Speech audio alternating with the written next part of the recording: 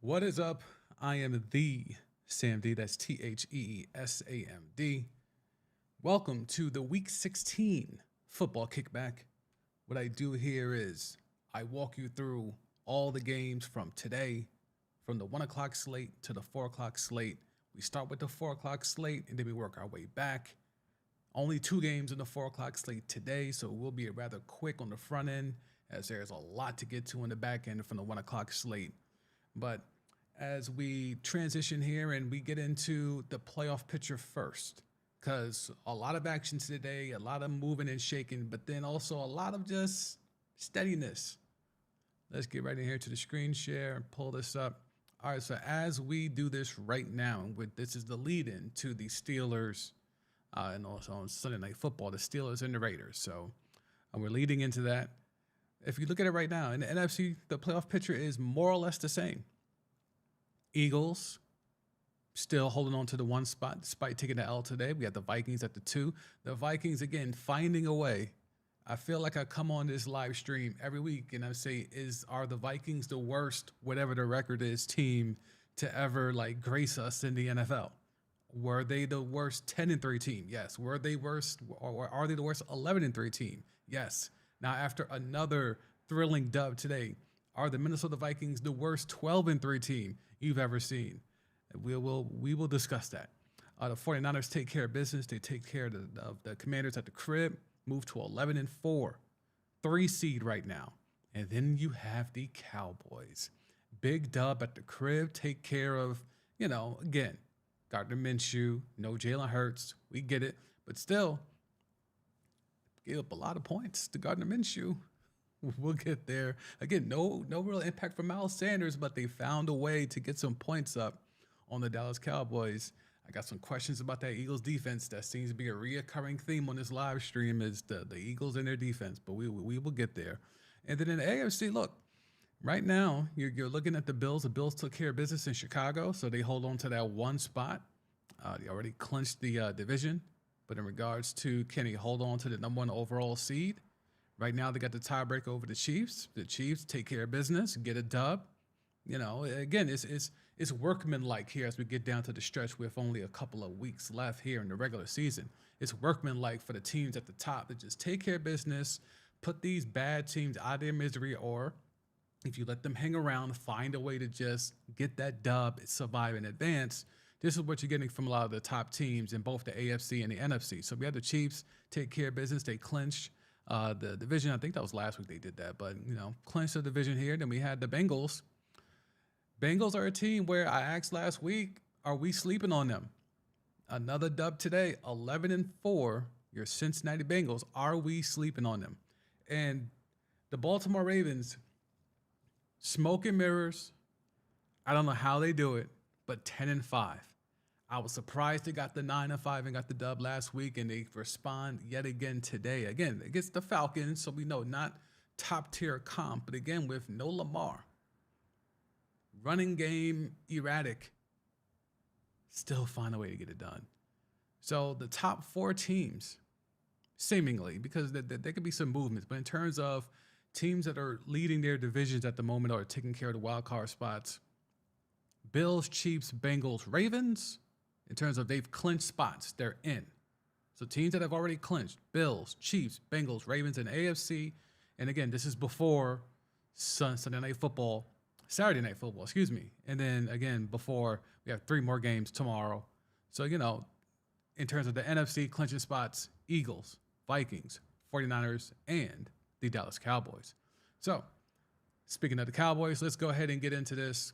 Huge game. Gardner Minshew on the road goes into Jerry's World and plays about as good as you would expect Gardner Minshew to play in that kind of a spot. Again, I like to pull the box score, but sometimes you have to ignore what the box score says. So you're going to see 24-40 for 355. That sounds pretty good. And you see 2 touchdowns. That seems pretty good. 2 picks. Again, but you consider Gardner Minshew being thrown in there with no Jalen Hurts. Okay. QB rating, 84.9. That's problematic. That's where the numbers start to tell the real story here. And if you're a follower of this live stream, and if you are here, pull up, make sure to hit the like. Even if you're listening to this on the replay, hit that like. You know how we do with the YouTube algorithm and all that good stuff. So what did this game come down to? It came down to the fact that when it came really down to it and the Eagles needed a big throw or just a playmaker to make a play, they didn't have arguably their best. I would still say A.J. Brown's their best playmaker, but with the way that Jalen Hurts has performed, you cannot ignore what he's been able to do this year. So when it came really right down to it in big moments, especially on that last drive, they didn't have anyone dynamic who's holding on to the rock that can make something happen, whether it's a scramble drill, whether it's, taking off and doing a design run. They just didn't have that dynamic factor at QB, and you saw that today. I don't know if this clinched the MVP for Jalen Hurts, just the fact that he wasn't there. You can say that the Eagles missed him, but again, they go on the road in Jerry's world and they put up 34.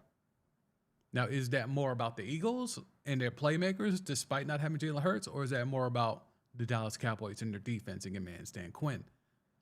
I was asked to come on here and kill Dan Quinn last week because of their performance, but to me it was more about the offense.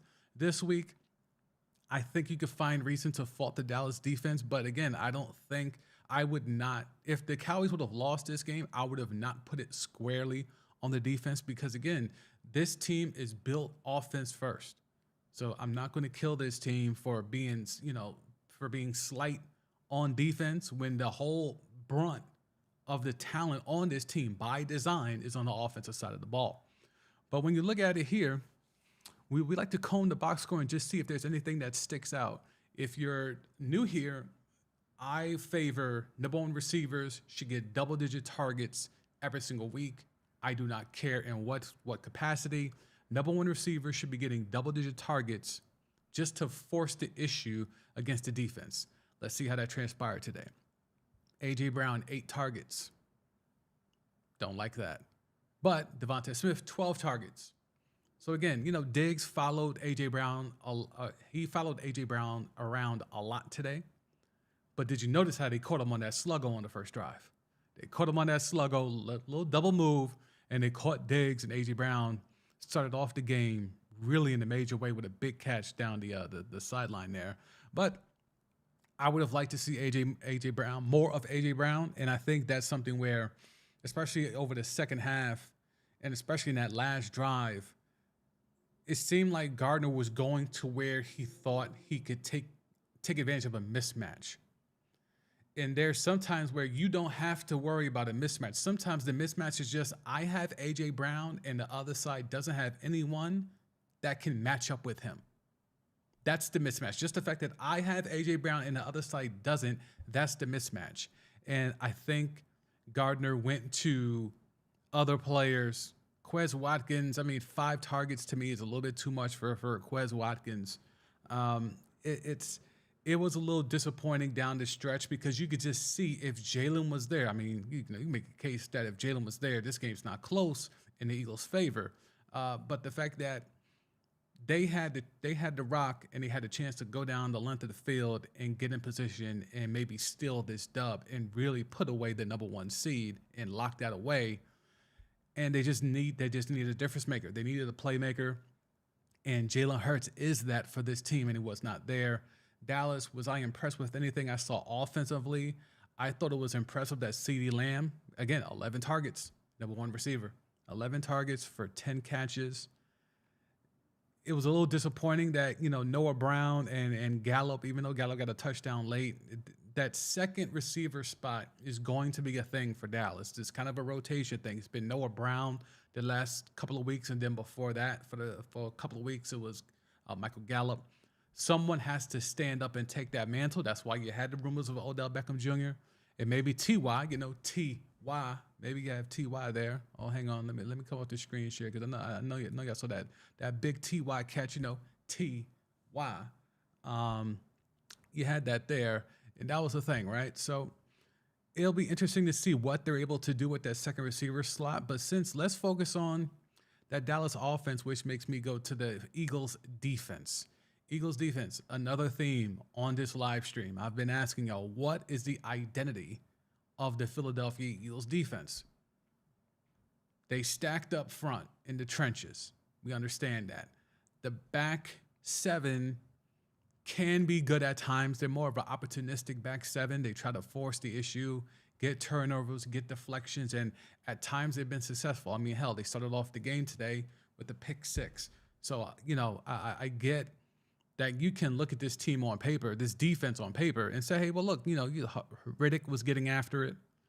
Maddox, before he got hurt, I think Maddox getting hurt might be something where if you go back and watch the All 22 tomorrow or the day after, you might see a glaring difference before Maddox got hurt and after.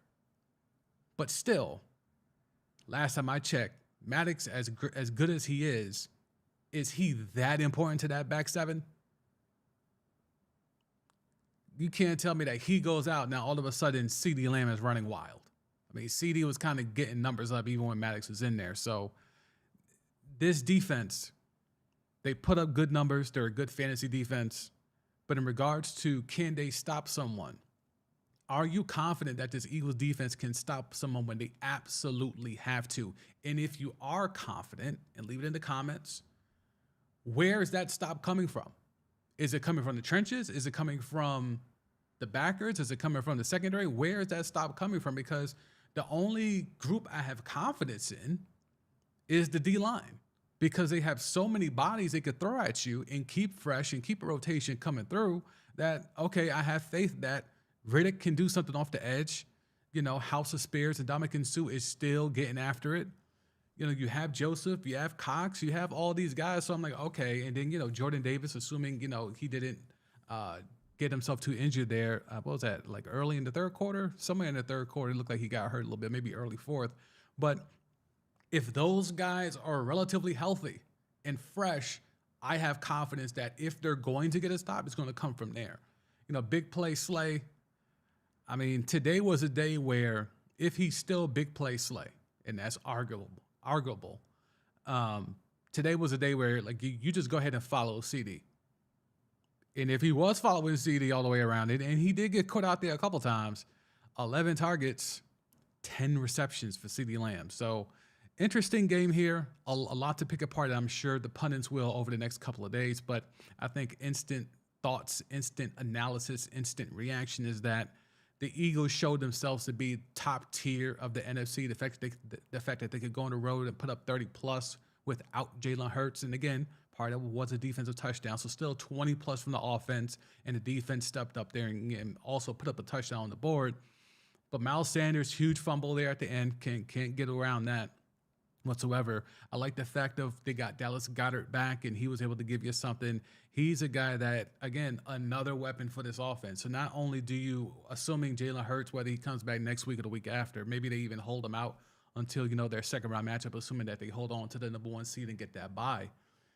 Even if they hold out Jalen Hurts, he walks back in and he still has the Miles Sanders, who, despite the fumbles, although it could be a thing because this is the second straight week he's lost a fumble.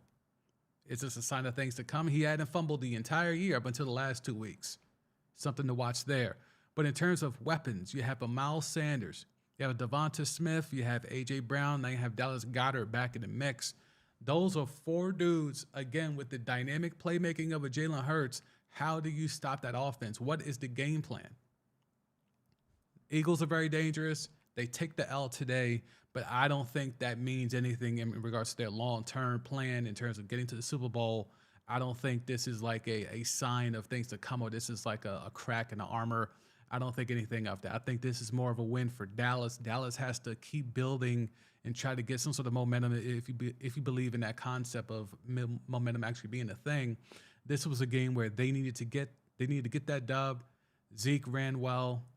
Tony Pollard, dynamic, dual threat, over 100+, or close to 100+ all purpose.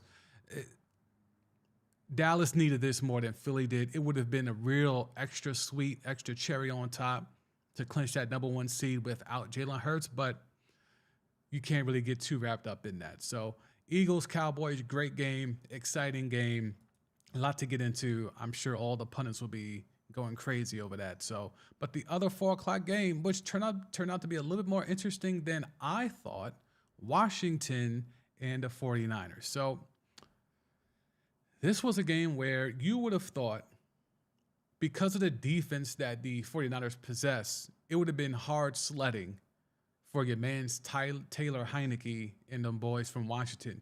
And it seemed like that early, but then they were able to find something, and they took away the 49ers took away Terry McLaurin for the better part of the first half and even into the third quarter, and that led for Jahan Dotson to get work. Now, mind you, he was marinating on my bench in the fantasy playoffs today, but we hope that won't come back to bite me. But Jahan Dotson was able to get off 9 targets, 6 receptions. McLaurin, 5 targets. So no receiver got double-digit targets. Y'all know how I feel about that. That means you don't have a number one. Even though I know Terry McLaurin is the number one for this team by default, and Dotson as a rookie has really stepped up here. It's shown that he could be a potential guy down the road. The 49ers defense is good, but they're not that good that you can't get double-digit targets to your number one guy. In the second half, they kind of force-fed McLaurin, and it worked. 5 targets, 4 receptions. I don't even think he got a target in the first half. I'll have to go back and double-check, but I don't believe he even had a target in the first half. So he got 5 targets and 4 receptions on those 4 targets. So again, sometimes you just need to throw the damn ball to your number one receiver. Just get it to him. Just no matter what the coverage is, I don't care if it's a bracket, I don't care if it's a safety over the top, I don't care. Terry McLaurin is good enough to still warrant getting some targets. Carson Wentz comes off the pine, leads one impressive drive. Heineke was struggling. He just didn't have it today. But this team's supposed to run the ball, and they tried. I give them that. 22 carries for Brian Robinson. They tried. But that 49er defense is just different. George Kittle. Brock Purdy to George Kittle. Second straight week that George Kittle has 2 touchdowns. Brock Purdy again, 15-22. They're not asking him to do a lot. Manage the game. Use these weapons. We're giving you all these weapons. Just use the weapons. Don't try to act out of your skill set. Don't try to do things you're not privy to. Don't try to do things that you're not capable of. Just go out there and do the job. And he's doing that. 2 more touchdowns today. He hit your man's Kittle for 2 of them. 8 targets for Kittle. Like that. Brandon Ayuk, 7 targets. Again, they're without their number one. Deebo Samuel's not back yet. They were talking during the broadcast of, potentially him coming back next week or maybe holding him out for the playoffs. We'll see how that goes. But Christian McCaffrey, he got a touchdown late, cheap one, going against him in the fantasy playoffs. Didn't like to see that. But in regards to Christian McCaffrey getting that cheap touchdown late, they haven't really been able to run the rock that well with him. And again, you figured a guy like McCaffrey would be tailor-made for the Shanahan zone running scheme, but it hasn't really clicked consistently. He's had moments for sure, but in regards to that week in, week out, McCaffrey running wild or catching the pill and doing things, being that dynamic playmaker that he was assumingly brought in to be, haven't really seen that as of yet, but I'm confident that they will get to it. But this 49er team is based off their defense. The strength of this team, despite all these playmakers, even when they have Deebo Samuel, even when they have whoever you feel is the better QB starting, whether it's Jimmy G or even Trey Lance, if you're going back to the beginning of the year, the strength of this team is defense. Despite all those playmakers, it's still this defense. And Fred Warner, who's my man? Jimmy Ward had a pick. He was solid today. Greenlaw was a guy that popped out on tape to me about 5-6 weeks ago. He just popped out on tape, and I've been kind of locking in on him ever since. And ever since then, he's just been making plays consistently picking the ball off. They use him off the edge sometimes in blitz packages. Plus his cover skills from sideline to sideline, he can chase anybody down. Greenlaw is a guy that Warner gets the attention, and deservedly so. But Dre Greenlaw is a name to watch, especially at that linebacker position. That 49er defense, Bosa just comes off the edge so easy. He makes it look easy. He's not even doing anything special. He's not, he's not swimming. It's hardly a bull rush. He gets low. He just makes it look really easy to rush the quarterback, and it is not that easy to rush the quarterback. Um, Interesting game here. I think the big takeaway is that the 49ers took care of business. Maybe you like the fact that Washington hung in there for a little bit, even when they had to dust off Carson Wentz. But I think what the main takeaway is, the 49ers are going to be a tough out. I wish any team well, if whether you have to go to San Francisco or whether you have to see that team come into your building, I wish you well, because that team is going to give it to you. Pause. So that was the 4 o'clock action. Let's go ahead and get to the 1 o'clock action. We're going to move a little bit quicker here because there's a lot of games, 8 games. Buffalo and Chicago. The Bears actually had a lead in this game. And then they got their reality check. And Josh Allen, another mid game for, who some thought was going to be the runaway MVP just about a month ago. Another mid game for Josh Allen. Let's go ahead and go. Stephon Diggs, 2 targets. Your lead target getter, Gabe Davis.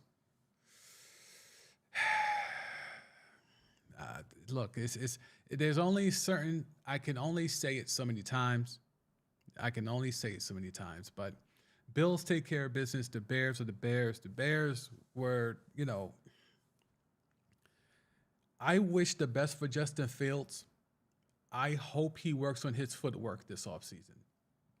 It's the second week in a row that I've paid attention to his footwork, and it hasn't been the greatest. And that was definitely a bugaboo of his coming out of Ohio State. But, I think maybe about 3 weeks ago on the broadcast for the Bears game, the commentators were talking about how the coaches love the fact that Justin Fields can make these dynamic plays on the run, throw across his body, throw off 1 foot, falling out of bounds. It still goes 60 yards in the air. But then he can't hit the check down, can't hit the hot route. Just the simple stuff. Can't throw it correctly into the flat. He can't lead his running back on the check down. Like, it's just the simple stuff where, how are you so dynamic and have the ability to just be on the run, scramble drill, and just flick a wrist, and it goes 50, 60 yards in the air, but you can't hit a check down 5 yards away? Make it make sense. So there's a thing there with Justin Fields. I hope he gets the footwork together. If you're at Buffalo, survive in advance. Second half, they came out like game busters and took care of business. They put the Bears to sleep in the second half. Devin Singletary, I don't know why this team doesn't dedicate itself more to the run. I just don't understand it. When you got 2 guys now with Cook and Singletary, Cook as a rook coming in there really showing some promise, I just don't understand why they don't. Again, this is the time of the year where if you're going to establish the run and you haven't really been doing that, this is the time to do it, especially against a team like the Bears where you can clearly run on them. I mean, look at these numbers. And they did, they got guys averaging 8-9 yards a pop, and he didn't even get more than 12 carries. Devin Singletary, 12 carries, 106 yards. James Cook, 11 carries, almost 100 yards, a yard shy of 100. Imagine if they actually tried to run. I mean, combined, that's 23 carries, but that's 23 carries for, 205 yards. Buffalo is going to be an interesting team because obviously they're predicated on what they feel Josh Allen's dynamic arm and dynamic playmaking ability is going to take them. They're willing to hitch themselves to that, right? We saw how close they got to get into the Super Bowl last year. They are clearly hitching their wagon to whatever Josh Allen is willing to do. My thing is this. If he's going to be erratic, and today there was a pick. Well, he had 2 picks today, but that's, I believe, was the second pick. The second pick was so bad, it made me think they were flashing back to Josh Allen from before Stephon Diggs got there, when he became magically good in the MVP candidate. It was such a bad pick where it was not a deflection. He just kind of chucked it, and the linebacker just was like, wait, man, just throwing it right to me. Just plucked that out the air and almost housed it. So Josh Allen still has those moments where he gives you Josh Allen pre-Stephon Diggs. And if that shows up in the playoffs, Buffalo can be out of here. Buffalo can and damn sure will be out of here if Josh Allen pre-Stephon Diggs shows up in a big spot in the playoffs. Yeah, yeah. The Bills are vulnerable for sure. Next game. Let's go ahead and get these Ravens, man. These Ravens take care of business against the Atlanta Falcons. Desmond Ridder was okay. You know, if you're a Falcons fan and you're just trying to find any kind of positives out of it, it's going to be hard because, you know, you don't have your full complement of players. But let's go ahead and get into Baltimore. I mean, real quick on the Falcons. Drake London, 9 targets, close enough to being the number 1 receiver, 7 receptions. You just want to continue to see him be able to establish the fact that he's going to be your number 1 receiver. You just want to keep seeing clear-cut evidence that he's going to be your number 1 receiver. I'm seeing that from Drake London, so I think you're fine there. Have the Falcons found their running back in Algier? Cordero Patterson was the incumbent before he got hurt and was on IR, and then Algier kind of took the mantle over, and he's still carrying it even though Patterson's back. Patterson's had a couple of moments since he's come back, but it's been Algier's rock in the backfield. All right, let's go ahead and get to the Ravens. So, again, no Lamar. Gus Edwards in spot running duty, 11 for almost a buck, 11 for 99. J.K. Dobbins, 12 for just about 60 yards. I would have loved to get the inverse of that as a J.K. Dobbins fantasy owner. It's okay, though. It's all good. Again, this is going to come down to, 1, when is Lamar coming back? And 2, if Lamar comes back, what Lamar are we getting? Because he was struggling even before he got hurt. But again, it's hard for me to judge Lamar because when he struggles, he's struggling because there's not a lot of people getting open. It's not a lot of people getting open for him. They bring in Sammy Watkins. I think this is his second go-around, right? This is his second go-around with the Ravens. I mean, the fact that they got Deshaun Jackson and Sammy Watkins in this wide receiver room is kind of wild. It's kind of wild that out of all these receivers that year after year after year get drafted, get signed, get picked up, the Ravens are just unable to procure one of them, just one of them, for Lamar Jackson and to a lesser extent Tyler Huntley. But here we are. Mike Andrews is your leading target getter and your leading reception. 5 targets, 3 receptions. Come on, man. How are the Ravens doing this? I mean, clearly part of it is schedule. A good chunk of it is defense. They still have a lot of guys there. Calais Campbell just seems to keep making plays and make the trade for Roquan Smith. 15 total tackles today, including 7 solo. So they're building defense. If you're going to have Lamar Jackson and literally nothing else on offense, then yeah, you're going to have to build from the defense. And that's what they've chosen to do.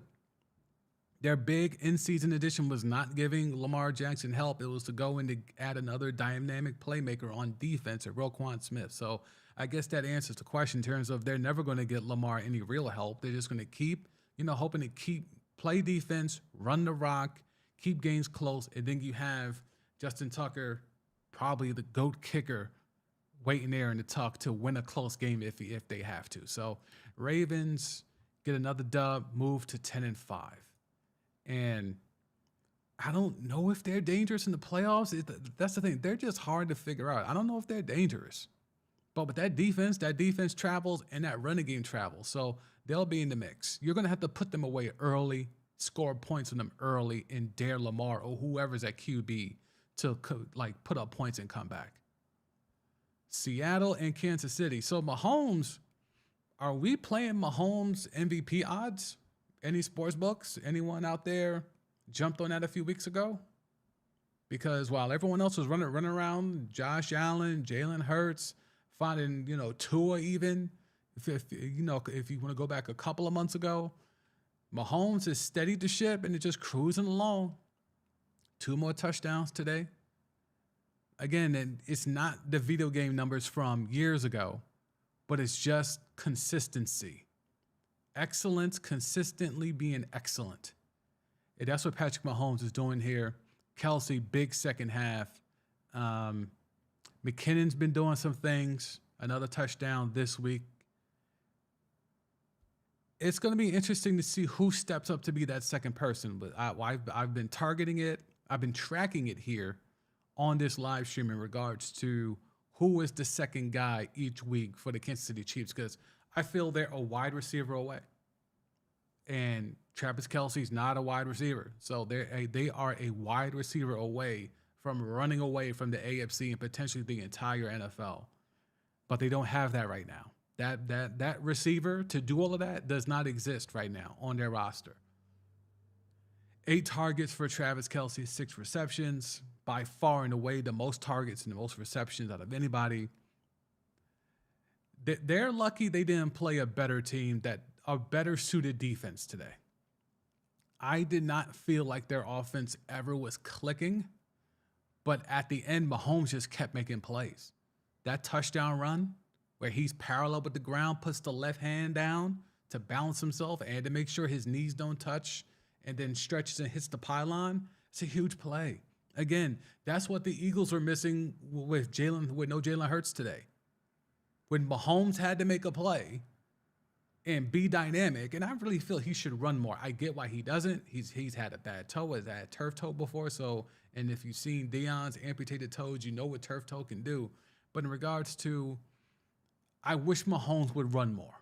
I understand why he doesn't. I get it. I'm sure Andy Reid doesn't want him out here, trying to get 15 carries a game. But I'm just saying, I just feel like sometimes there's just so much feeling in front of him, but yet he wants to make the pass. A little frustrating. But anyway, is this Kansas City Chiefs team, they're to be feared, right? But how much?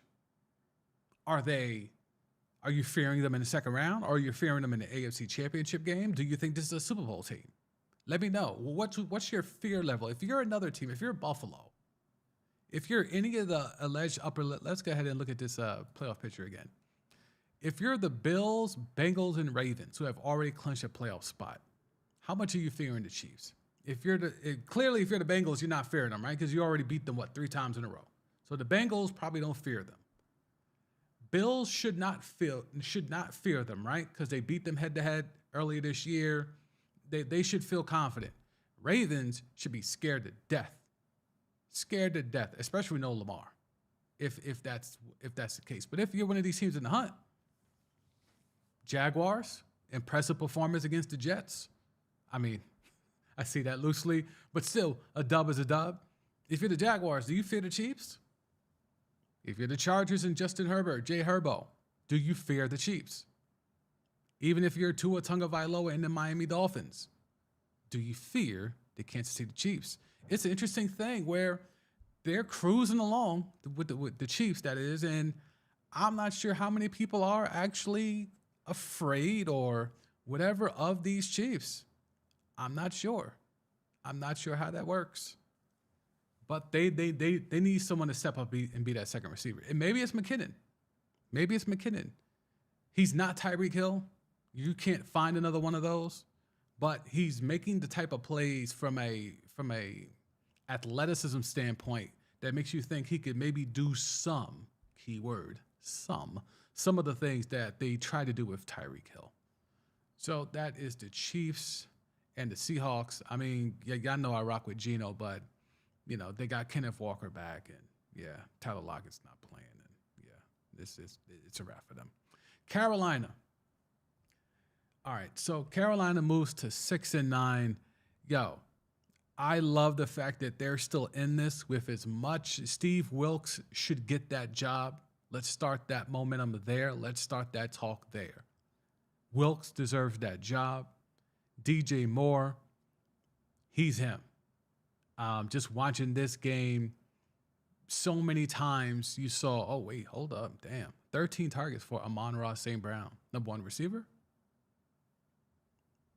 Anywho, so when it comes down to the Carolina Panthers, when you consider what they've gone through, trade Christian McCaffrey, get rid of Robbie Anderson, fire Matt Rule,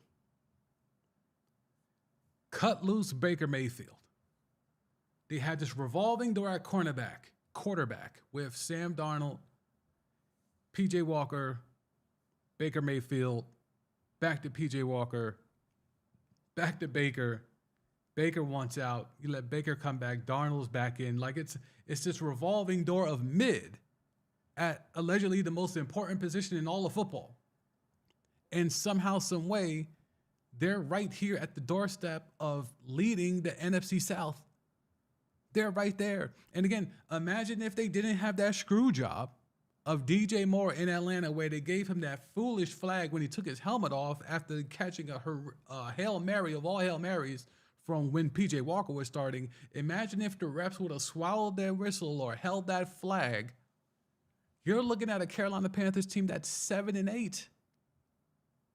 And this is a team that, on paper, doesn't appear to be that good. You have to give credit to Steve Wilkes and what he's done. No bigger endorsement of the whole Brian Flores lawsuit thing than what Steve Wilkes is doing in Carolina right now. He is doing it his way. He is establishing himself as a force in that locker room, and other organizations need to take heed. The Vikings. Let's go ahead and get into it. Are they the worst 12-3 team in the history of the NFL? Smoke and mirrors. Every week, smoke and mirrors. Are they going to smoke and mirror their way to the NFC? Through the NFC. Are they going to smoke and mirror their way there? 3 more touchdowns for Kirk Cousins. 48 passing attempts. How do you have Dalvin Cook in your backfield and you have Kirk Cousins, the king of mid, throwing the rock 48 times? How? They're being rewarded for this by being 12-3. I don't get it. I don't get it. Justin Jefferson, 16 targets. Number 1 receiver. That's what I'll say about Kirk. Kirk knows when he got one, I'm just going to force feed you. Like the whole notion that I've been speaking about in regards to sometimes QBs get, like Gardner Minshew, I think got a little bit too cute. Should have been forcing it to A.J. Brown more. And he wasn't doing that, and I think that burned him on a couple of his turnovers. You didn't get any of that from Kirk Cousins. Kirk Cousins like, no, Justin Jefferson, I don't care where you at, the ball's coming. And if it wasn't him, it was T.J. Hawkinson. 16 targets for T.J. Hawkinson. So imagine this. 48 pass attempts for Kirk Cousins. 48 dropbacks for Kirk Cousins. 32 of those 48 went to Justin Jefferson and T.J. Hawkinson. 32 of 48 went to just 2 dudes. Your number 1 receiver and the tight end you acquired at the deadline. I mean, I'm not mad at that. I don't care about that ratio. I'm not mad at that. Like that's if you're a mid QB like Kirk Cousins, that better be the ratio. That better be the breakdown. I just wish they would run the ball more. I mean, you have Dalvin Cook. And if you're the Giants, look, you may feel like you have to pay Danny Pennies, Daniel Jones. You may feel like you have to pay him. I would not. Saquon, I think he's earned his next salary. I think he's earned his next contract. I would stay far away. Daniel Jones, 42 pass attempts? 42? Daniel Jones? Is that what we're doing? Giants are sputtering down the stretch here. They had a real good chance of going 12-5, 11-6. They're kind of tricking that off here late. If you're just here joining us, we're leading into Sunday Night Football. So if you're seeing this here on the screen, the Raiders are up 7-0 early on the Pittsburgh Steelers. Rest in peace, Franco Harris. I know they're going to be doing a lot around that tonight. The Saints and the Browns, we'll make this quick. Saints are still in the mix here for the NFC South, thanks to, Tampa Bay and the fact that Brady is washed and he didn't want to be with the Buccaneers in the first place, and he just feels to be forced to play out the string there. The Bucs have left the door open, and the Saints are finding a way with Andy Dalton. Alvin Kamara's healthy. Taysom Hill has, been all right. I mean, he's been Taysom Hill. Like Rashid Shaheed. Saints might have one there.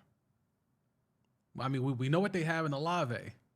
If they can somehow get Shaheed and Olave, with assuming they hang on to Kamara, Saints a QB away? I don't know. Your man's Deshaun Watson looked rusty again. He looked like a guy that hasn't played quarterback in about 2 years. Amari Cooper, 10 targets, 6 receptions, number one receiver. But not much there. But the fact that the Saints are still in the mix to potentially get that division is like just hilarious. Cincinnati, New England. And this will wrap up this will be the last game of the 1 o'clock slate. Cincinnati, New England. This was an ugly game. Joe Burrow had a couple of bad picks, 52 pass attempts, 5-2, 52 pass attempts. Joe Mixon's healthy. P. Ryan is still there. 52 pass attempts for Joe Burrow. Jamar Chase, 11 targets, number one receiver. But T. Higgins was the guy today. T. Higgins went off 9 targets, 8 receptions, $128 and a touch, 2 tutties for Trent Irwin. And yeah, the Bengals, another team that, you don't want to see them come into your building because that offense travels. Because 1 week it'll be Joe Mixon going crazy, $125 and a couple of touches, and then the next week it's, T. Higgins going crazy, or Jamar Chase going crazy, or today Trenton Irwin of all people going crazy. Like, Bengals on offense can be machine-like. Defense played well today, but again, they went up against Mac Jones. You play well against Mac Jones. To me, that's like default. That's like going against, rookie on Madden. Like you're not impressing me with that. Salute to Jacoby Myers bouncing back, getting that touchdown. Again, it was assisted. Man's batted it to him, but still, off of what happened to him last week with that Raider fumble, lateral, whatever you want to call it, that led to Chandler Jones putting Mac Jones' face into the turf. Good bounce back moment there. But the Bengals are for real. Bengals are a team that will be a force to be reckoned with. The AFC playoffs are going to be insane. It's going to be madness. Let's take another quick look here as we wrap this up. We're looking at, again, the Bills, Chiefs, Bengals, Ravens have already clinched. If you want to do in the hunt, Jacksonville, the Chargers, the Dolphins. And then on the bubble, you have your Patriots, you have the Jets, you have the Titans, and then you have the Raiders who are playing right now, and they're up. And the Steelers. So, this Raiders-Steelers game essentially is a, elimination game. Whoever loses this game, I think, is pretty much out the mix. I don't know if they'll be officially eliminated, but I think they will severely hurt their chances, whoever loses tonight between the Raiders and the Steelers. So I think that's something to look out for. Real quick in the NFC, Eagles, Vikings, 49ers, and Cowboys have clinched. Buccaneers, Giants, Cowboys, all in the mix, in the hunt, if you will. And then on the outside looking in, on the bubble, you have the Seahawks, Lions, Packers, Panthers, Saints. But again, we look at that Bucks thing is kind of fugazi because at any moment, if they take an L to the Cardinals, which I don't think is possible, but, with the way they've looked, yeah, you really can't call it. But if they take that L, opens the door for the Panthers and even the Saints. So a lot to look forward to. Come off the screen here, bring it back in. I am the Sam D. Subscribe to the channel if you haven't already. Hit that like button if you're pulling up here, whether it's live right now or on the replay. This is what I do here. I say the things that your favorites can't and won't say. I say a lot of things here, and it probably most likely will come true later. So, in the words of Cujo from Goody Mob, listen to me now, believe me later on. But this is what I do here. Every week, we recap NFL action. We recap the games, the big slate of games. I will not be on the stream for Kwanzaa Eve. But again, next week, big slate of games heading into New Year's. We'll be back again for a live stream for week 17 of the football kickback. So for these, Sam D, I appreciate you for tapping in. I appreciate anyone who's able to check out the stream, whether live on the replay. Share this link out to whoever, subscribe, like, all that usual YouTube algorithm stuff that helps to get this pushing. And I'll catch y'all week 17 for the football kickback.